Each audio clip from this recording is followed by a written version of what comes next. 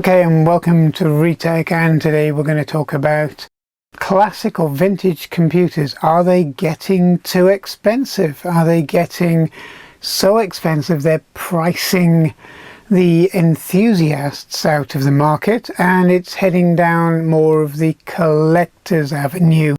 And the collector's avenue is really all about keeping them to make money as an investment, where the enthusiast side of it is more about using the machines and developing new software or fixes or hardware to keep these machines running. So there's two sides to every coin, but today we're going to look at it from just a purely a pricing point of view and what you can set yourself up for when you're looking to buy one of these, and also from the point of view of how much are these really worth? Are these classic or vintage computers really worth the money that some people are asking for them? And to do this, we're going to take a trusty old favorite, which is the Vic 20, and we're going to use that as the base, and we're going to go hunting for a vintage or classic computer. So let's have a quick look and see how we get on. So we're going to take a look on eBay. It's one of the go-to places when people search for things, whether it's anything from a car to a washing machine to a child's toy. So let's have a look for the good old Commodore Vic 20. And the first thing you'll notice is that there are quite a lot of them and they range massively in price. You've got one here for about £149. You move down, you've got a box one for just under £300 plus £35 postage. It seems a bit excessive, really. Again, £300, and then as you work down, they kind of vary wildly. You have some fairly honest people out there who say untested, and they're pricing it fairly reasonable, and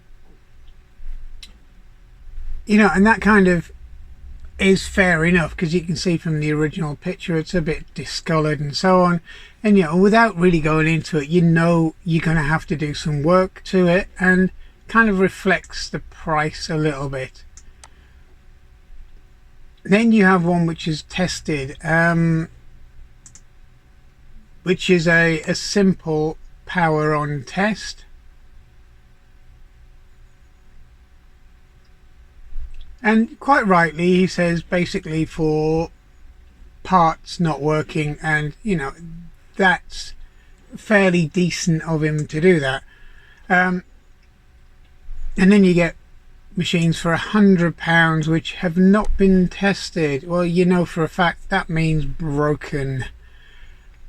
You mean they've tried to test it, they've had it on, they couldn't get anything out of it, then they said okay, we'll sell it as not tested, and then people will think, oh, I'll test it when I get back. So yeah, there are quite a number of machines, and then you can get them from Germany, about £208 or so. And then you've got one here which is from the USA. Now we'll have a look at this one. Okay, so looking at this advert, you've got a Commodore Vic 20. He wants $625 or £481 for it. It's a lot of money for a Commodore Vic 20, and it's gonna cost another nearly £30 or just under $40 to have it shipped, plus import charges or export charges, whichever way you're going to look at it. And so that's going to rack the price of this machine up to well over £550, approaching £600 for a UK buyer. Now what made me look at this is because it says mint, nicest one you'll ever see, and then as you scroll down it will actually say brand new in box, never set up, ran, not been tested. has the following items included, all the usual stuff, and the keyboard still has plastic on the spacebar, but it doesn't mean anything. I've got items that I've left the plastic on the screens, etc., to protect them that little bit longer from scratches, and it only gets pulled off when it starts to curl. And so looking back up at the images, you can see it's very yellowed. And let's just click through the images again and look at the keyboard.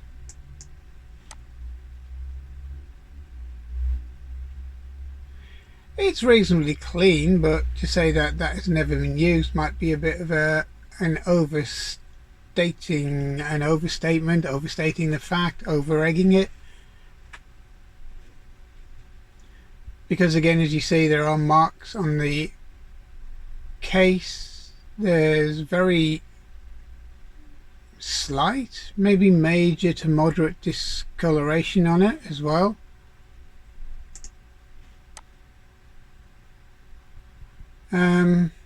Things peeling off of it, more than likely through heat, depending on whether it's been stored. And again, you've got dirt, lots of dirt in the crevices of this machine, so to say it had not been used might be not quite accurate, because on the back you can see a lot of mottling, different colours, and you can see marks on the bottom of the case, stains, which you wouldn't really get if it had never been used.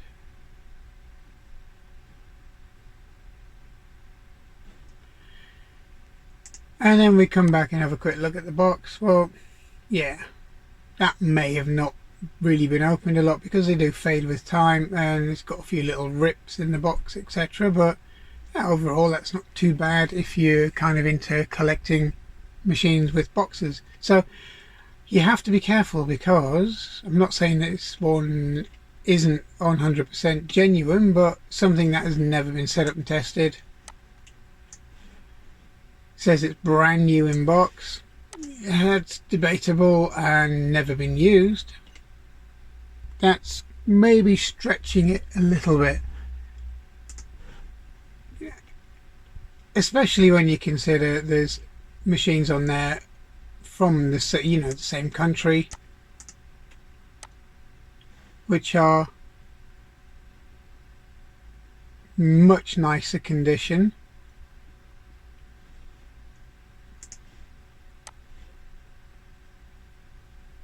Much cleaner, less stained on the bottom, and you've got a good all-round picture of that one. Looks like quite a nice machine for somebody to have, including a non-yellowed cassette recorder, and that is, to me, would be a much better buy. And basically original box, clean and working.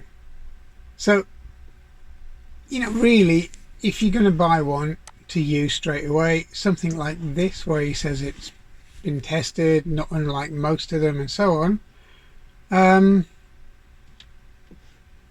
this is probably a better bet, and it comes with a cartridge and an 8K RAM expander, all for that, or £142.54. But whether or not it's going to be pretty valid for use in the UK is another debate, because of the power requirements and the video output and so on. But if you're in the States, that is quite a nice, reasonable price for a machine that's been worked on. But in general, though, the machines are getting more and more expensive. Working ones are getting so much more expensive, and it's kind of doing away with the hobbyist market and becoming a collector's market.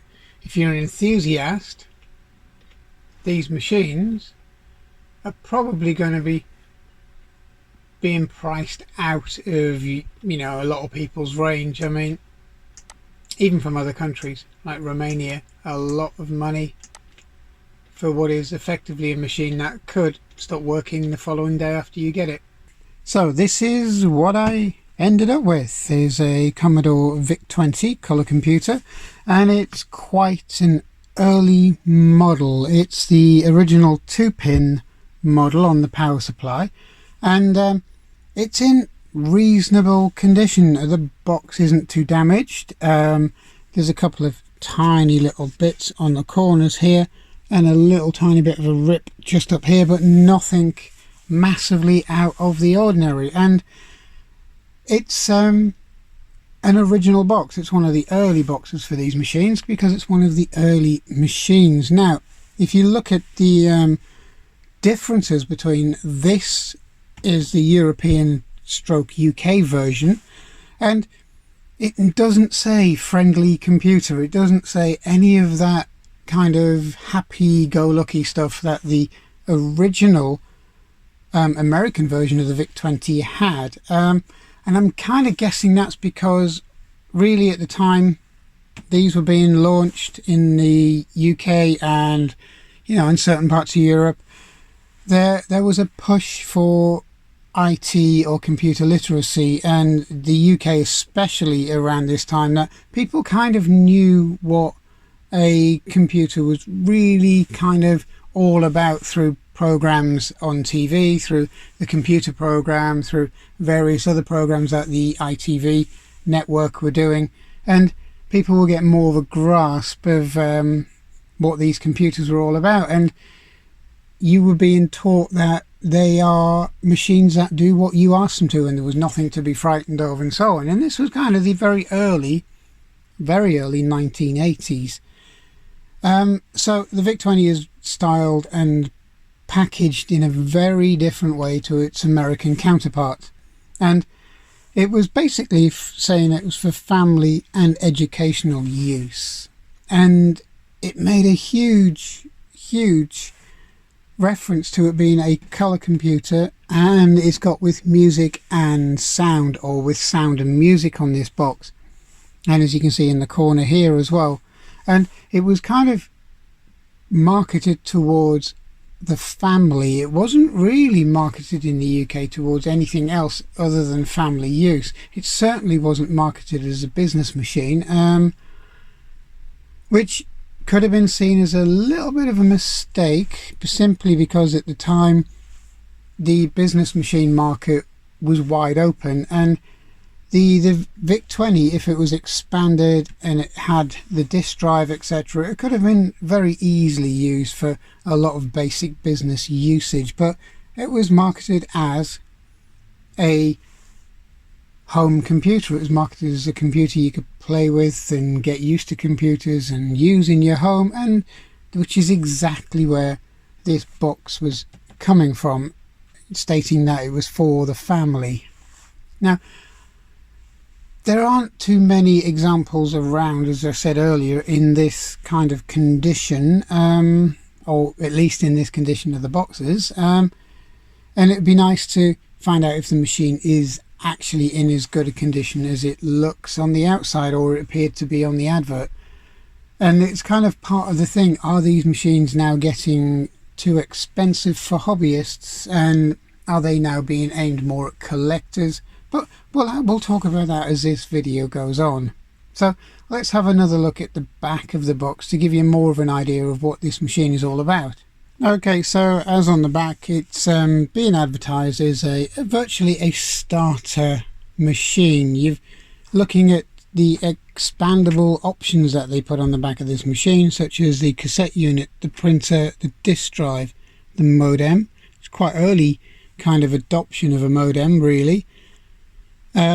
Television or monitor you can plug into it. You can have expansion, so 3, 8 and 16K memory, or you could put in the standard 3K memory expander.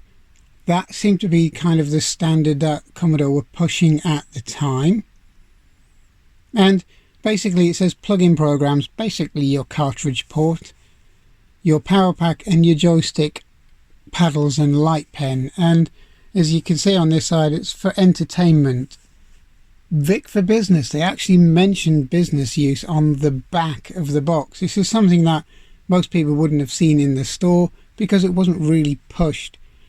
Vic 20 for education and Vic in science, which is kind of, if you look at it on these four, this is what it was aimed at. And really that should have potentially been on the front of the box, not the back. Gave more of an overview of what the system could and couldn't do, and what it was meant to be used for, and what options you could get for it. So I would have thought, as a marketing point of view, that would have been on the front of the box. But you know, it's a very different marketing ploy than was used in the United States, which was kind of aimed at basically the friendly computer, where this was more to sort of UK British tastes, where we were more kind of looking at these things as what they can do. We weren't particularly looking at them as friendly machines. We were looking at them at the time as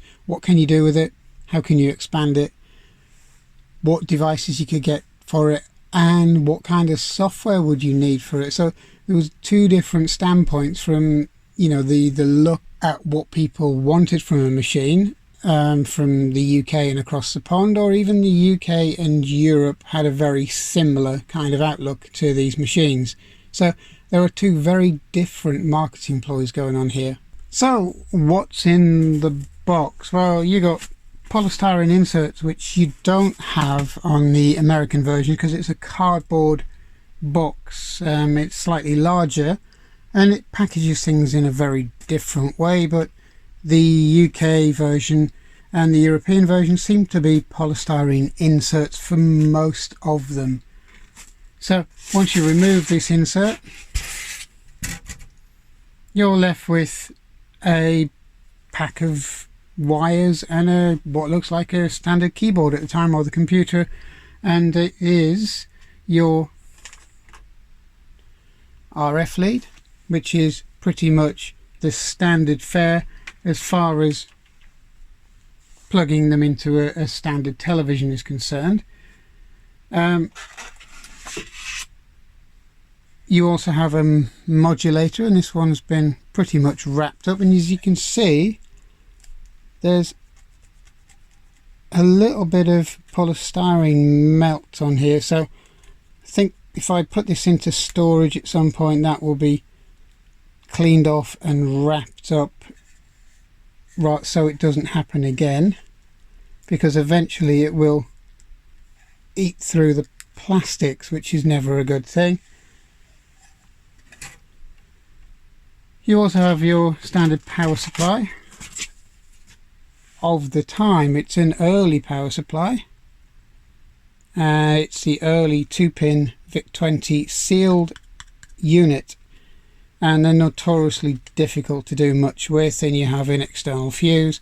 Again, it's all wrapped. It looks like it's been wrapped up for a long time, and again it's got polystyrene melt which needs cleaning off, and that needs to be resealed before it gets put away to kind of prevent it from long-term damage. And obviously a UK plug on here. Now we also have a standard 2-pin cable, or a standard 2-pin square connector cable of the time, and that marks this one out to be an early machine. So in the box you also have the computer itself, and it looks in reasonable condition. It's very bright, it's very clean. So we're going to take a closer look at this machine and take it out of the box. And under the machine as well, once we've had a look at it, you see the Vic 20 manual. It's the friendly computer guide. It's okay. They are one of probably the best manuals that you can get for an early home computer. So looking at the case itself and the keyboard, it virtually looks unused. There isn't any dust inside the keys. The keyboard and the case is very clean. There's no massive marks within the machine itself. Nothing really to say that this machine has ever really been used. And even in the crease, there's very little form of dust or anything else in the machine itself, and the keyboard is unbelievably clean. Even between the keycaps there is no signs of dust, debris, use at all. So I'm guessing this machine didn't get much use when it was new. I think it was tried out and then put away. And the same goes from the back of the machine as well.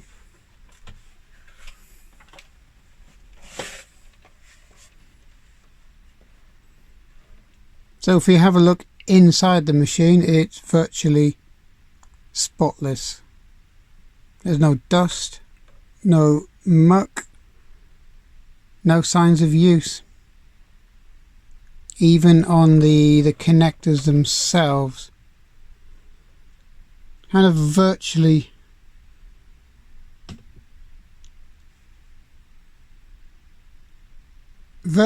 unheard of for a machine of this age. And then we look at the bottom of the machine, and as you can see by the serial number, it's quite an early model,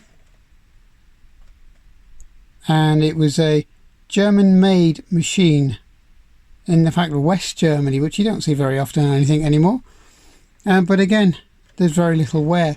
If you look at the feet, clean, no wear, no soiling in the grooves, no discoloration of the case.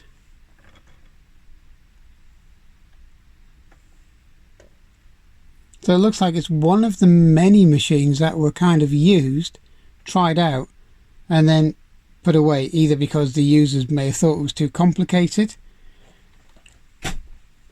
or they might have not really been into them. And the same on the side of the machine. And if you can look in between the keys,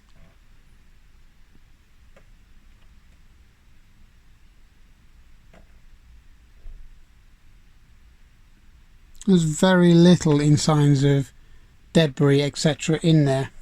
The odd bit of white polystyrene powder, which is settled, but that's about it. So what are my impressions of this machine? Well, the machine does turn on, it does work, there's no real problems with it at all.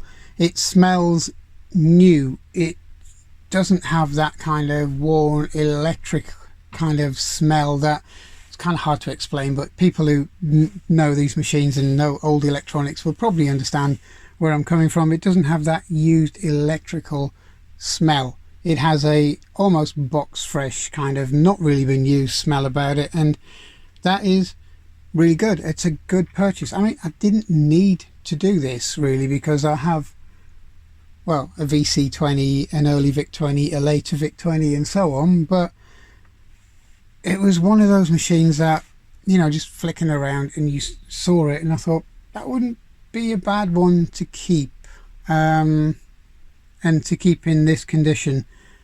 So that's one of the biggest reasons that this machine was bought. Now, is it worth buying a VIC-20 is your another question. I can kind of hear you saying that if you're new to this, and you're probably wondering why you would buy a VIC-20 over a Commodore 64. One of the biggest things about a VIC-20 is that there's a lot of disk software out there for it, because disks were very popular in certain parts of the country. There's a huge amount of cassette software, and there is a huge amount of cartridge solid state ROM based software, such as your RAM expanders, anything from 3K upwards. There's software on cartridge that you just plug in and use, no loading time, it's just like having a console.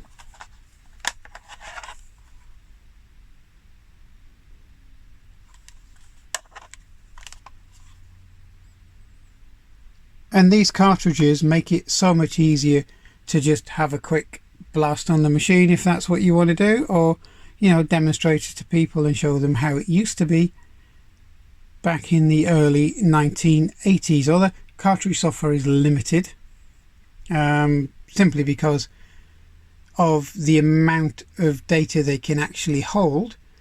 But then again, cassette software is even more limited on these, because you really only got 3.5K to play with, because the machine was only 5K in total. But with a RAM expander, you can improve matters quite a lot. So there are a lot of different options for a VIC-20.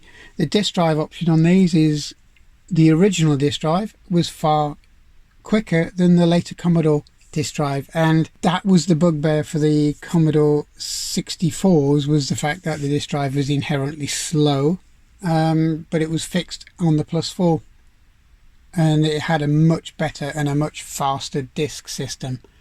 But as a machine, it's worth having. It's a machine that you can use. It's a machine that you can still program in because it uses Microsoft Basic. It's a machine you can still write software for, and people still do it, and it's a machine you can have a little bit of fun with. And it was, again, meant as a starter machine. It was never intended to be the Apple killer, even though really marketed in the right case and the right software, it could have been a very good contender with the Apple. But you know, they brought the Commodore 64 out not that long afterwards, and that basically wiped the floor as far as sales are concerned with just about every other machine that was being sold on the planet at the time. So as you can see there, we took a VIC-20, we followed it through from basically searching for one on the auction sites, and you can see the disparity in prices. There are a few keywords you should really avoid unless you want parts, and that is untested, not tested, not tested by me, and so on, because usually means they don't really work, and kind of avoid them unless you need parts. The other one is the pristine kind of moniker some people put on these, and yeah, well, they're not always as pristine as the seller is trying to make out, so just be very careful and be aware of that. And again, it's a case of just buyer beware. And caveat emptor, I think buyer beware is really what you should be looking at. And from a purely collector's point of view, the prices of these machines are going up and up almost on a weekly basis. And I do still think that the enthusiasts and hobbyists are being priced out of it. So at the end of the day, when you're paying more for the machine now than its original sticker price, nothing to do with inflation and so on, its original sticker price, so you could be paying £399 for a BBC Micro, which was £399 nearly 40 years ago.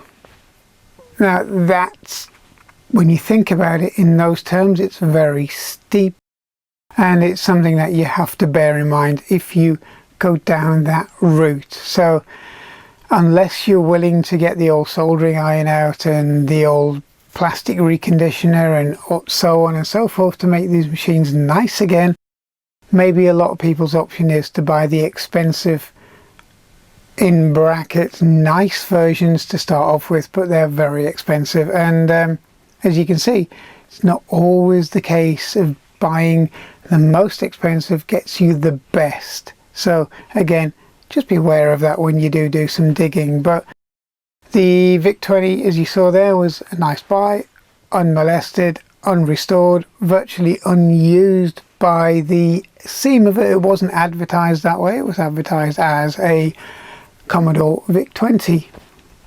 And that was about it. It wasn't overblown, it wasn't oversold, it was just for sale as it was. And it turned out to be a pretty much unmolested machine. So that, from a kind of a buyer's point of view, is a good buy.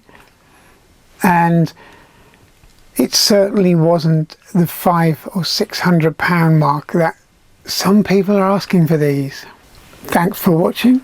I hope you enjoyed this, and I hope it gave you some kind of insight or food for thought when looking for your next or even your first classic or vintage computer. So hope you subscribe. There's going to be more to come, so we'll see you soon. Thank you.